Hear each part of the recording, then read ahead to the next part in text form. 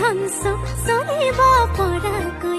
গাড়ীও নালাগে মটৰো নালাগে তোকেহে লাগে দেহাই ৰতন টাটা মুকেশ আম্বানী হোৱা হলেতো কথাই নাই কিমান টকা দিনে ঘটে ভাবিলে মোৰ বিষাই যায় খাটি মইনা পাবনে তোক ভগৱানৰ ওচৰত